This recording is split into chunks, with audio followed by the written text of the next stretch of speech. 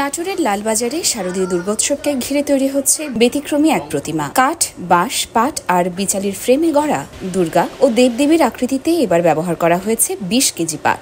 পাটের অনন্য কারুকাজ ইতিমধ্যেই দর্শনার্থীদের নজর কেড়েছে। এমন ডিজাইনের প্রতিমা নাটোরে এবারই প্রথম। গেলবার আমি ধান দিয়ে প্রতিমা তৈরি করেছিলাম, তখন ধান লেগেছিল প্রায় ৫০ কেজির মতন। তো সেই দর্শনার্থীর খুব আনন্দ ভালো বলেছিল বলে সেই থেকে আশা জেগেছিল। আশা জাগার কারণে আমি এবার পাট দিয়ে প্রতিমা করার চিন্তা ভাবনা করে এবং পাট দিয়ে প্রতিমাটা তৈরি করেছি। এতে প্রায় ২০ কেজির মতন পাট লেগেছে। এতেই মোটামুটি আমার মূল্য হিসাব করতে গেলে মূল্য হিসাব ধরি না, কারণ এসব কাজের মূল্য হয় না, শিল্পীর কোনো মূল্য নেই। প্রতি বছরই পড়াশোনার পাশাপাশি বাবাকে প্রতিমা তৈরির কাজে সাহায্য করি। শুধু এই প্রতিমা না, অন্যান্য যে সকল প্রতিমা থাকে সব কাজে আমি সাহায্য করি। শত বছর যাবত এখানে হিন্দু মুসলমান একসাথে বসবাস করছে। তারই ধারাবাহিকতায় আগামী ২৮ তারিখ থেকে শারদীয় দুর্গা উৎসব অনুষ্ঠিত হতে যাচ্ছে এবং আমাদের ৩৬৭টা মণ্ডপে পূজা উদযাপিত হবে।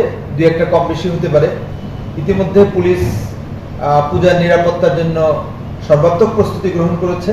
আমরা তাদের সাথে এবং জেলা পর্যায়ে জেলা প্রশাসক একটা মিটিং করেছে, সেখানেও আমি উপস্থিত ছিলাম। সেখানেও আমরা বলেছি হিন্দু ধর্মাবলম্বীগণ পূর্ণ নিরাপত্তায় তারা তাদের পূজা অর্চনা করবে।